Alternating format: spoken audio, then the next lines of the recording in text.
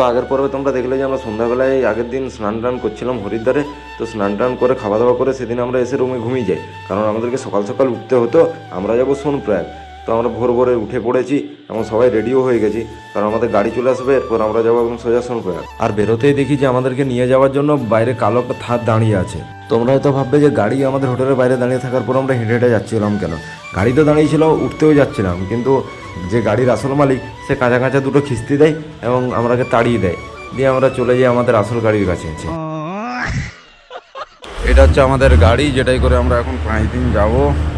আর অনেকেই আমাকে জিজ্ঞাসা করছিলে যে আমরা গ্রুপে গেলে ভালো হবে না এমনি কম জনে গেলে ভালো হবে। আমি মনে করি যে তোমরা যদি গ্রুপে আসো 7 জন বা 8 জন তাহলে সুবিধা হয়, কারণ তাহলে একটা গাড়ি তোমাদের পুরো বুক হয়ে যাবে এবং 7-8 জন আসলে তোমাদের খরচাটাও কম হবে। পার্সোনাল গাড়ি করলে কী যে সুবিধা তা তোমরা আগে যত ভিডিও দেখবে তত বুঝতে পারবে। আর এখানে আমরা সবাই আমাদের ব্যাগপত্র লোড করে নিচ্ছি। এখন আমাদের সারাদিনের জার্নি ছিল, কারণ আমাদের সোনপ্রয়াগ পৌঁছাতে পৌঁছাতে প্রায় সন্ধ্যা হয়ে যাবে।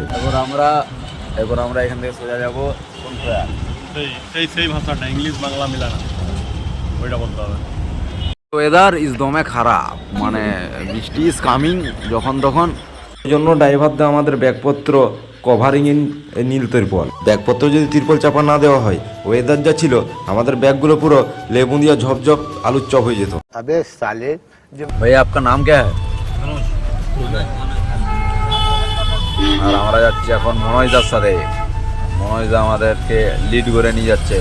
আর সকাল সকাল আমরা গঙ্গা মায়ের দর্শন করি এবং গঙ্গা মাকে প্রণাম করে বেরিয়ে পড়ি আমাদের উদ্দেশ্যে। আর তোমরা কোনোদিন ঋষিকেশ গেলে হরিদ্বার থেকে ঋষিকেশ যাওয়ার পথে এই জায়গাটায় অবশ্যই দাঁড়িয়ে ছবি তুলবে, কারণ এই জায়গাটা রাস্তার দুপাশে সারিবদ্ধভাবে কাগজ ফুলের গাছ লাগানো আছে এবং ফুল ফুটে আছে। অপূর্ব সুন্দর লাগছিল রাস্তাটা দেখার মতন। তারপর হঠাৎ রাস্তায় যেতে যেতে আমরা একটা ভালো স্পট দেখে দাঁড়িয়েছিলাম, কারণ সবাই একটু টুকটাক ছবি তুলবে বলছিল। তো আমিও নেমেছিলাম, কিন্তু প্রচুর ঠান্ডা ছিল সেই জায়গাটা। তারপর আমাদের চোখে পড়ে সে ভাইরাল বাঞ্চি জাম্পিংয়ের স্পটগুলো, কিন্তু সবাই আমাকে রিকোয়েস্ট করছিল চল চল বলে, কিন্তু আমি সবাইকে না করে দিচ্ছিলাম। এমন নয় যে আমার ভয় করে, মেন ব্যাপার হলো যে টাকা নেই আমার কাছে।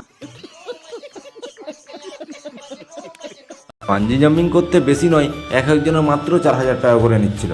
আমি বললাম এত কম টাকা দিয়ে করে ঝাঁপাবো না। अबे साले তারপর ঋষিকেশ পেরিয়ে আমরা একটা ধাবাতে দাঁড়াই খাবার খাওয়ার জন্য, কারণ সকাল থেকে আমাদের পেটে কিছুই পড়েনি। আর ধাবাটার পেছন দিকের এই পাহাড়টা ছিল অপূর্ব সুন্দর দেখার মতন, কারণ ওখানে যেখানেই দাঁড়াবে সেখানেই দৃশ্য খুব সুন্দর।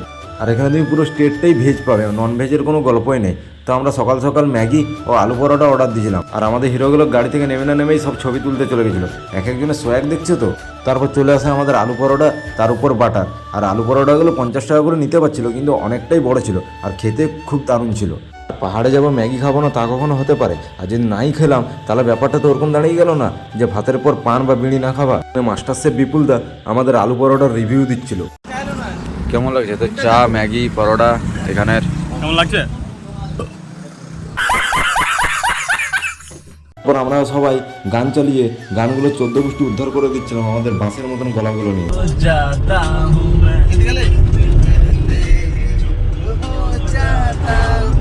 তারপর কিছুটা যাওয়ার পর এই জায়গাটা আমরা না দাঁড়িয়ে থাকতে পারলাম না। তোমরা ভিউটা শুধু দেখো, মানে এখান থেকে যেতে ইচ্ছা করছিল না। আছি ওখানে ছিনালি অনেক ভালো, ছিনালিটা কি সুন্দর, ওই জন্য সবাই ছবি তুলছে ছিনালির সাথে। আর এখন ছবি তুলে দেখা হবে পরের ভিডিও।